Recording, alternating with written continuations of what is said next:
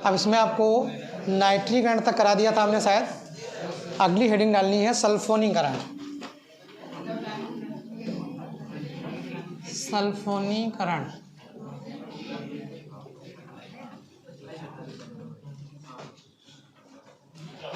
Heading है सल्फोनीकरण। ठीक है, तो सल्फोनीकरण में बताया तो ही है, क्या करना है, बस फिनॉल लेना है। पहले देख लीजिए फिर बोल देते हैं। फिनॉल लिया हमने, ठीक है, ये OH। फिनॉल की क्रिया हमने काहे से करा दी, H2SO4 से करा दी। कैसा होना चाहिए, कॉन्सनट्रेट यानी सांद्र होना चाहिए, बस इतना ध्यान रखना है आपको। जब इसके साथ रिएक्शन कराएंगे तो होगा क्या, या तो आर्थो और या फिर पैरा, यानी बनना हमारे पास क्या चाहिए, ये OH और यहाँ पर SO3H, ठीक है, और प्लस नीचे लिख दे रहे हैं, आप सामने लिख लीजिएगा जगह हो, प्लस यहाँ से देखेंगे तो ये आपका ये OH,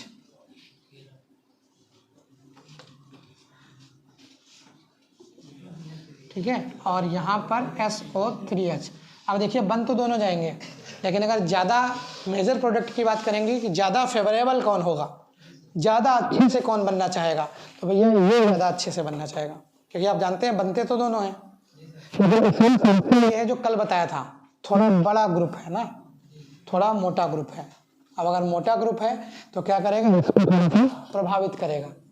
तो ये चाहता यही है, भले 2 सीट, जैसे कहीं बताया नहीं था कि 2 वाली सीट हो या 4 वाली सीट हो, मान लीजिए बस में है। अब अगर आप दुबले पतले से बैठे हैं एक सीट पे, कोई मोटा आदमी चढ़ रहा है, तो आप यही सोचेंगे यहाँ ना बैठ जाए आके, ये तो सोचेंगे कि अगर यहाँ बैठ गया के तो मतलब हमको भी दबा देगा। तो हालांकि ये अपोज नहीं कर पाएगा। ऐसा नहीं है कि पूरे जो बैठे हैं पहले से वो भी सीट लिए दूसरी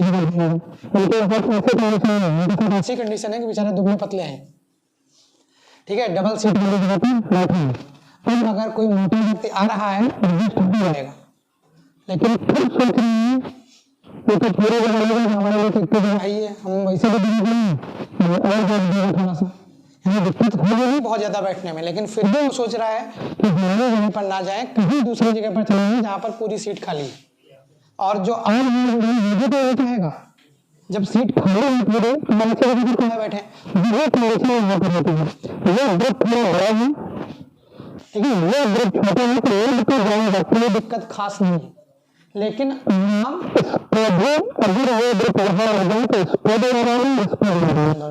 इसलिए अगर कहा जाए होना चाहिए, वो थोड़ा ये होना चाहिए, ठीक है, जिसमें ना हो पाए यहाँ पर थोड़ा सा और बड़ा कर दीजिए, नहीं बन पाता प्रोडक्ट बनता जाके, ठीक है। ये क्या है, आर्थो सल्फोनिक, ठीक है, आर्थो या आप 2 के हिसाब से कह देंगे तो 2 हाइड्रोक्सी सल्फोनिक अम्ल, और ये आपका है 1 2 3 4 हाइड्रोक्सी सल्फोनिक अम्ल, ठीक है। तो लिख लीजिए जरा इसको, देखिए जब फिनॉल की क्रिया, जब फिनॉल की क्रिया सांद्र H2SO4 के साथ, जब फिनॉल की क्रिया सांद्र H2SO4 के साथ, सांद्र H2SO4 के साथ कराई जाती है तो साधारण ताप पर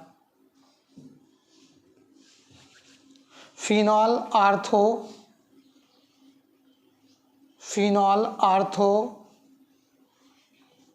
सल्फोनिल, फिनॉल आर्थो सल्फोनिल या सल्फोनिक लिख सकते हैं, फिनॉल आर्थो सल्फोनिक अम्ल बनता है तथा तथा लगभग 100 डिग्री सेल्सियस पर गर्म करने से पैरा, ठीक है, फिनॉल का ऐसे लिखिएगा या ऐसे लिखिएगा फिनॉल पैरासल्फोनिकम, फिनॉल पैरासल्फोनिक अम्ल बनता है। यानी मोस्ट फेवरेबल जो अभिक्रिया होगी वो यहाँ पर होगी, ये टेम्परेचर पर है, ये लगभग आपका 27 डिग्री या, ठीक है, 300 केल्विन के आधार पर। और ये वाली जो आपका प्रोडक्ट बनेगा ये लगभग 373 केल्विन के आधार पर बनेगा जाके आपका, ठीक है। चाहे तो अलग अलग लिख लें रिएक्शंस, ठीक है, एक ये लिख लीजिए ऊपर वाली, समझ रहे हैं, एक बार ये लिख लो फिर एक बार ये लिख लो, हमने एक ही साथ कर दिया, आप अलग अलग लिख लेना, ठीक है। ये मत करना जैसे हमने चित्र बनाया ऐसे इधर से उधर बना दो, आप दो लिख लीजिए, ये वाला और इसके सीधे नहीं खींच के फिर से ये उतार के ये वाला कर लीजिए।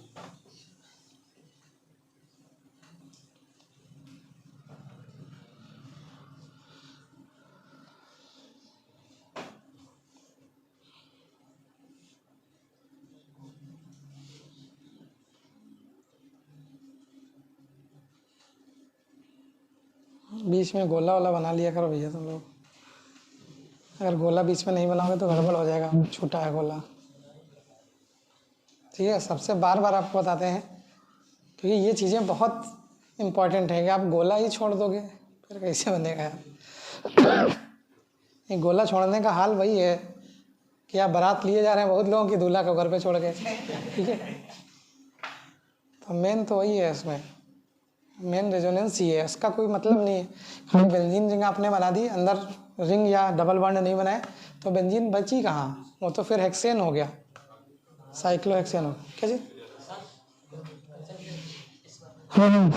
सांद्र, ठीक है। इसमें भी वही है, H2SO4 तो सांद्र ही रहेगा, तन वाला तो बेचारा काम ही नहीं कर पाता है, ठीक है। तनु के बस की बात नहीं है कि खास अभिक्रियाएं करा दें।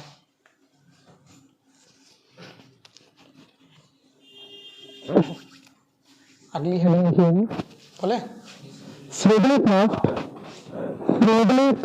एल्कलीकरण, फ्रीडल क्राफ्ट एल्कलीकरण, फ्रीडल क्राफ्ट एल्कलीकरण लिख दें, लिखे दे रहे हैं हम, फ्रीडल क्राफ्ट, ये अभिक्रिया है, नेम्ड रिएक्शन है, क्राफ्ट एल्कलीकरण, ठीक है। देखिए इसको जनाब जान लें,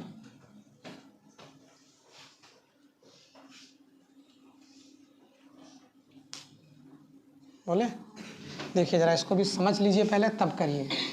जो फ्रीडल क्राफ्ट अभिक्रियाएं होती हैं, ठीक है, फ्रीडल क्राफ्ट अभिक्रियाएं दो तरह से होती हैं, एक एल्कलीकरण और एक एसिलीकरण। फ्रीडल क्राफ्ट अभिक्रियाएं कितनी होती हैं, दो तरह से होती हैं, एक फ्रीडल क्राफ्ट एल्काइलेशन होता है और दूसरा फ्रीडल क्राफ्ट एसाइलेशन होता है। ये जो है आपका ये फ्रीडल क्राफ्ट एल्काइलेशन है, ठीक है।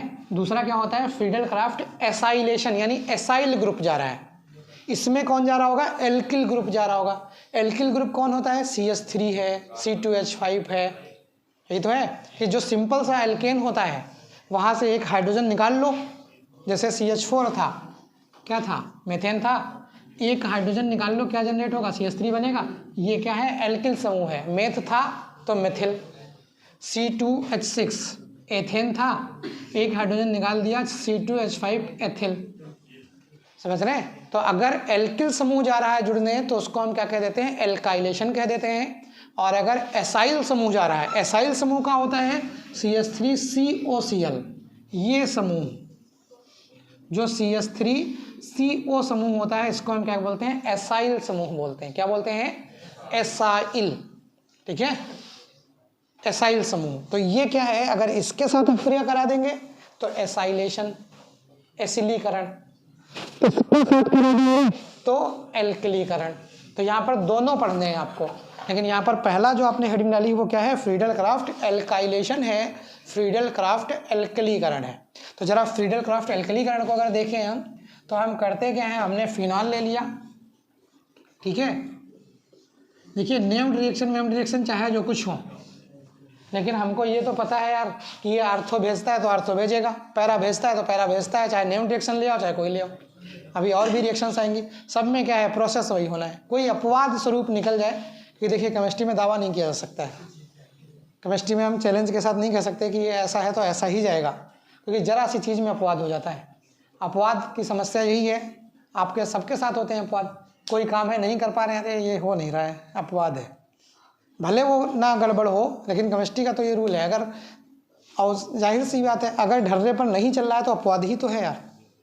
जैसे कहते नहीं है आप, कोई जातिवाचक अक्सर बोल देते हैं ये इनके नाम पर अपवाद है, कह देते नहीं, कह देते हैं किसी जाति के लिए कि ये इनके नाम पर अपवाद है। का है, क्योंकि वो भैया जो काम अन्य लोग कर रहे हैं वो काम वो नहीं कर रहा है, तो ये कह देते हैं कि ये इसके नाम पर अपवाद है, ठीक है। पता चला कोई है बहुत बदतमीज टाइप का आदमी है या कोई भी है, तो कह देते हैं यार ये इंसान के नाम पर अपवाद है, ये तो कह देते हैं। तो इसका मतलब क्या है कि जो सिंपल सा रूल है, जो सिंपल सा ढर्रा है, ठीक है, जिस प्रोसीजर को हमें फॉलो करना है, अगर हम उस प्रोसीजर को फॉलो नहीं कर रहे हैं तो हम क्या कह देंगे, भैया अपवाद है।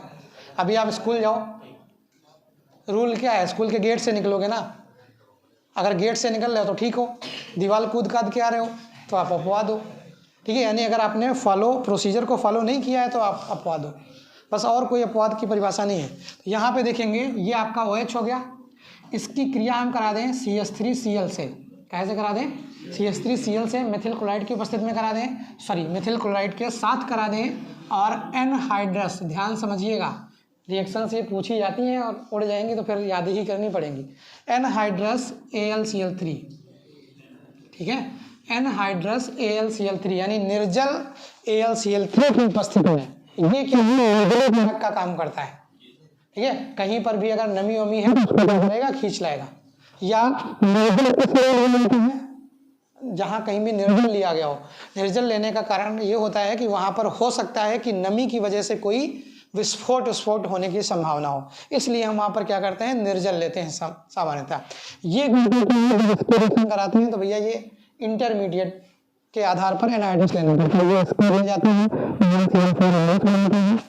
फिर उसके बाद HCl निकालता है, फिर Cl को देता है, फिर AlCl3 लगता जाके, पड़ोस में लगता जाके। तो CH3 जब लगेगा तो या तो आर्थो लगेगा या तो पैरा लगेगा, तो या तो आपका प्रोडक्ट यहाँ से जब ले जाएंगे एल्काइलेशन में तो या तो आपको ये OH और ये CH3 मिलेगा, ठीक है, और या फिर आपका प्रोडक्ट क्या मिलेगा, ये आप फिनॉल बनाएंगे और इसके साथ ये CH3 लगेगा, ठीक है। यानी या तो आर्थो प्रोडक्ट या तो आपका पैरा प्रोडक्ट बनेगा। और यहीं पर दूसरी क्रिया भी लिख दे रहे हैं, अगर यहीं पर हम एसाइलेशन की बात कर लेंगे, मान लीजिए एसिलीकरण की बात कर देंगे, फ्रीडल क्राफ्ट एल्कलीकरण है, फ्रीडल क्राफ्ट एसिलीकरण। अगर हम फ्रीडल क्राफ्ट एसिलीकरण देखेंगे तो यहाँ पर होगा क्या, कुछ खास इसमें भी नहीं है, इसमें भी क्या है, बस हमने फिनॉल लिया, ये आपका OH हो गया, ठीक है, बस एल्किल क्लोराइड की जगह पर एसिल क्लोराइड यानी एसाइल क्लोराइड ले लिया हमने। एसाइल क्लोराइड का मतलब है CH3COCl, ठीक है, CH3COCl ले लिया और प्लस किसकी उपस्थिति में करा दिया, एनहाइड्रस AlCl3 की उपस्थिति में करा दिया। तो जो बनने वाला प्रोडक्ट बनेगा वो क्या बनेगा, ये आपका फिनॉल, और यहाँ पर क्या लगेगा, COCH3 लगेगा, आर्थो पर लगा लो, पैरा पर लगा लो, ठीक है। तो लिख लीजिए जरा, इसमें लिखिएगा, जब फिनॉल की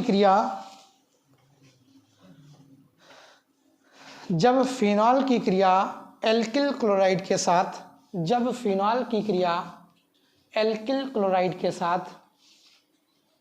निर्जल AlCl3 की उपस्थिति में एल्किल क्लोराइड की क्रिया, ये जब फिनॉल की क्रिया एल्किल क्लोराइड के साथ, यही तो लिखा है, फिर से रिपीट कर लीजिए, सुधार लीजिए अगर कुछ गड़बड़ है। फिनॉल की क्रिया इलेक्ट्रिक क्लोराइड भी लिख सकते हैं उसकी जगह पर, उसमें कोई कंफ्यूज मत होना। एक बार एल्किल बोल दिया, एक बार मेथिल बोल दिया, वो एक ही चीज है यार, ठीक है। इलेक्ट्रिक क्लोराइड के साथ या निर्जल AlCl3 की उपस्थिति में कराई जाती है, निर्जल AlCl3 की उपस्थिति में कराई जाती है, तो निर्जल AlCl3 की उपस्थिति में कराई जाती है तो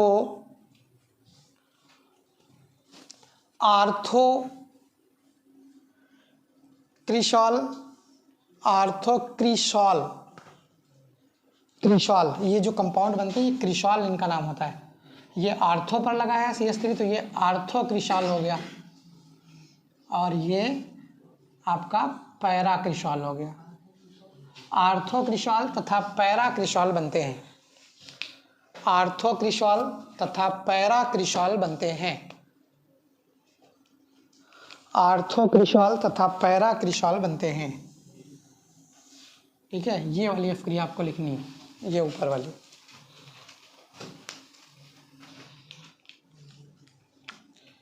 इसमें कई सारी अफ्क्रियां हैं जो नेम्ड रिएक्शन है और इम्पोर्टेंट है।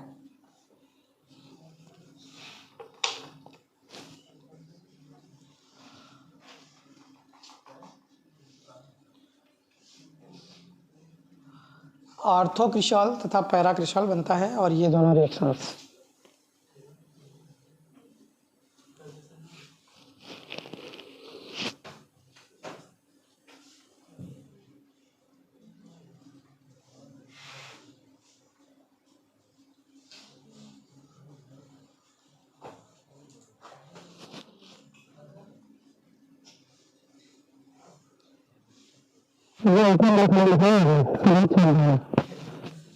चारों साफ दो।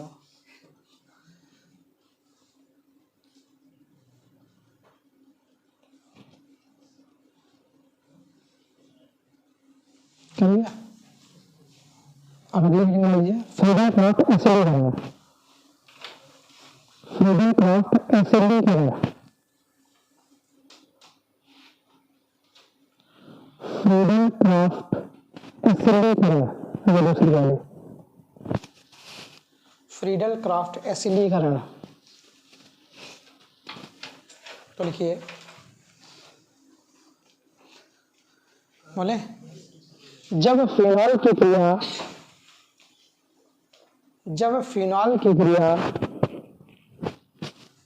एसाइल क्लोराइड, जब फिनॉल की क्रिया एसाइल क्लोराइड,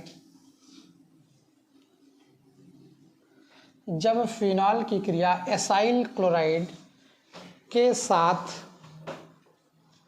एसाइल क्लोराइड के साथ निर्जल AlCl3 की उपस्थिति में, एसाइल क्लोराइड के साथ निर्जल AlCl3 की उपस्थिति में कराई जाती है, निर्जल AlCl3 की उपस्थिति में कराई जाती है, तो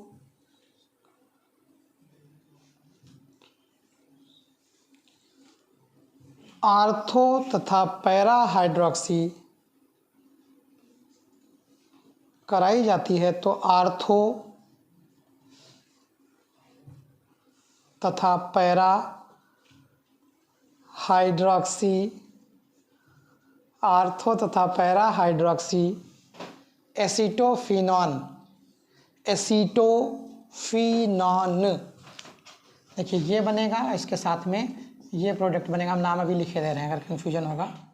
OH, यहाँ पे ये COCH3, ये होता है पैरा हाइड्रोक्सी एसीटोफिनॉन, ठीक है, फिनॉल नहीं है, फिनॉन, एसीटोफिनॉन हिंदी में लिख दे रहे हैं, पैरा हाइड्रोक्सी एसीटोफिनॉन, ठीक है। ये आपका क्या है, आर्थो हाइड्रोक्सी एसीटोफिनॉल, वो आपका पैरा हाइड्रोक्सी एसीटोफिनॉल, ठीक है। लिख लीजिए, थोड़ा गोला तो बड़ा बनाया कर रहे हैं, वो जो बताया वही तुमने हाल कर दिया, जो अक्सर बताते रहते हैं, ये गोला इतना बड़ा है। ये आर्थो एसीटोफिनॉल है हाइड्रोक्सी, ये पैरा हाइड्रोक्सी। ठीक है, हो सकता है थोड़ा सा कंफ्यूजन हो रहा हो, कंफ्यूजन हो रहा है कि नाम पूरे पीछे है। हाइड्रोक्सी फिनाइल था, फिनाइल का सफेद प्रोफिक्स मिला दिया, हाइड्रोक्सी मिला दिया। तो ये भैया आईपीएससी से जान पाओगे। आईपीएससी में क्या होता है, जो ग्रुप पहले प्रेफरेंस वाला होता है, ज्यादा पावरफुल होता है, उसको सफेद लगाते जाते हैं, समझ रहे हैं। और जो हल्का होता है बेचारा कमजोर, उसका क्या करते हैं, प्रीफिक्स लगाते हैं पहले। ठीक है, यानी अब जैसे मेन चीज क्या होती है, जाति होती है। ज्यादातर लोग क्या करते हैं, बाद में तो जोड़ते जाके हुआ में उसके पहले श्री प्री जो कुछ भी लगाना है। ठीक है, तो उसको क्या कर दिया, पहले लगा दिया। तो ये वही चीज है, बहुत क्या करना है, पूरा जो मेन कंपाउंड है उसको करते जाते हैं, जो उसका प्रीफिक्स है उसको कहा जाता है, जोड़ देते जाते हैं। ठीक है, इतना सेकंड हो जाता है। इसलिए हाइड्रोक्सी में जो OH ग्रुप है वो प्रीफिक्स में है और पूरा लाल सफिक्स में चला गया इसके।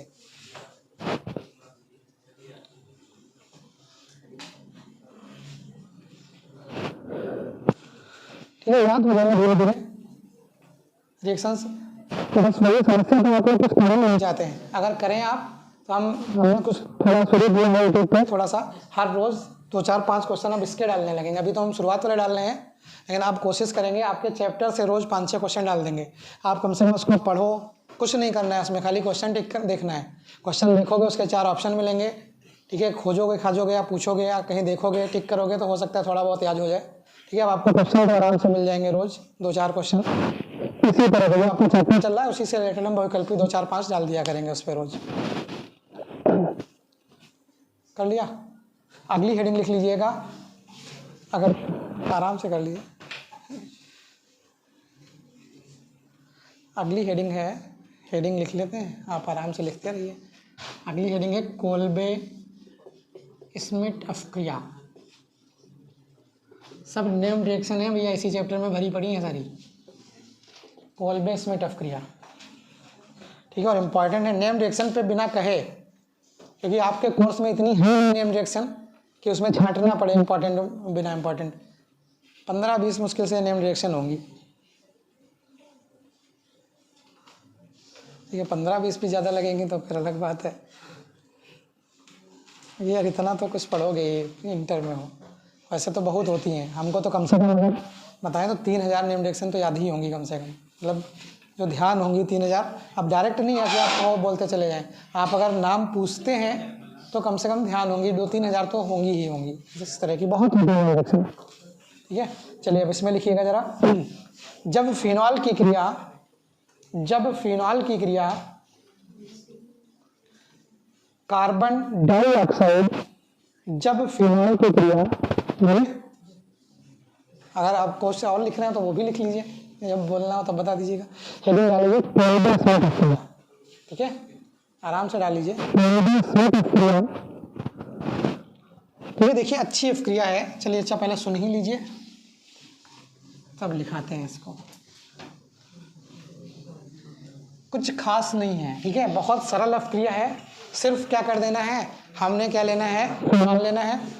फिनॉल की क्रिया कार्बन डाइऑक्साइड से करा देनी है, कुछ निकलेगा नहीं, सारा का सारा क्या होगा, जुड़ जाएगा जाके। यानी जब भी हम फिनॉल की क्रिया, देखिए ध्यान से, आपने एक अपक्रिया पढ़ी होगी डीकार्बोक्सिलेशन पढ़ाई थी, सोडा लाइम की क्रिया करा देते थे, CO2 निकल जाता था, उसका उल्टा कर दो बस, सीधे समझ लो इसका उल्टा कर देना, क्योंकि CO2 से वही सेम चीज़ है। ये OH हो गया, इसकी हमने क्या कर दी, CO2 से अपक्रिया करा दी, वही चीज़ जुड़ गई जाके। ये आपका हो गया OH, COO हुआ, यहाँ से जुड़ेगा तो H खाली होगा, H आगे लग जाएगा, मतलब COOH बन जाएगा। अगर इसको हम क्या करा दें, डीकार्बोक्सिलेशन करा दें, सोडा लाइम डाल दें तो क्या होता है, CO2 के बीच से निकलता है, बस उसका जस्ट उल्टा कह सकते हो आप। ठीक है, कोल्बे स्मिथ, तो लिखिएगा, लिख लीजिए। जब फिनॉल की क्रिया कार्बन डाइऑक्साइड के साथ सोडियम धातु की उपस्थिति में कराते हैं, सोडियम धातु की उपस्थिति में कराते हैं, सोडियम धातु की उपस्थिति में कराते हैं तो सैलिसिलिक अम्ल प्राप्त होता है। सैलिसिलिक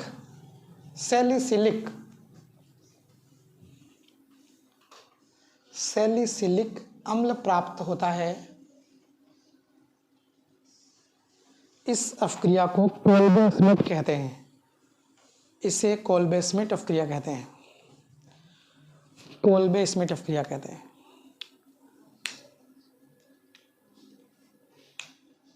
फिर से रिपीट कर दे रहे हैं, जब फिनॉल की क्रिया कार्बन डाइऑक्साइड के साथ सोडियम धातु की उपस्थिति में कराई जाती है तो सैलिसिलिक अम्ल प्राप्त होता है। सोडियम धातु की उपस्थित कर देनी है यहाँ पे बस, और क्या कर देना है, सैलिसिलिक अम्ल, ये जो है आपका क्या है, सैलिसिलिक अम्ल कर देना है बस, और कुछ नहीं है। ठीक है, लिख लीजिए रिएक्शन को।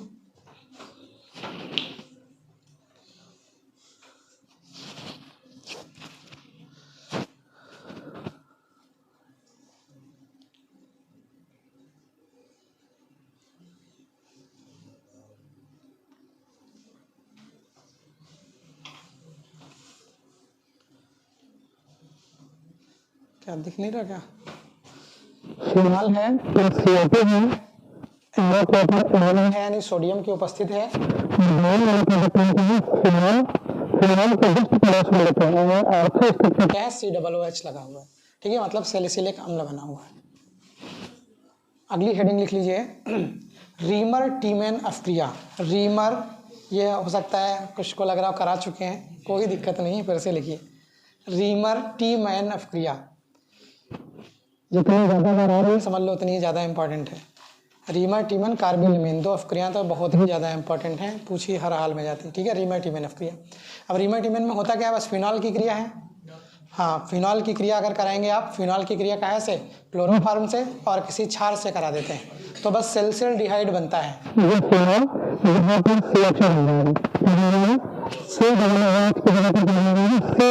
बन जाएगा, इसको हम क्या कहते हैं, सेल्सियल्डिहाइड कहते हैं।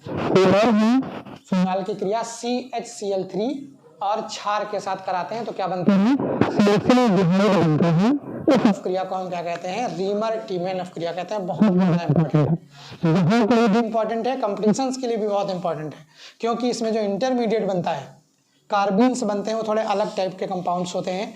इंटरमीडिएट की वजह से ये क्या है, आपका कंपटीशंस के लिए भी इंपॉर्टेंट हो जाता है। यहाँ के लिए इंपॉर्टेंट है ये बहुत। ठीक है, चलिए इसको अगले दिन करा देंगे, कल आपकी छुट्टी रहेगी।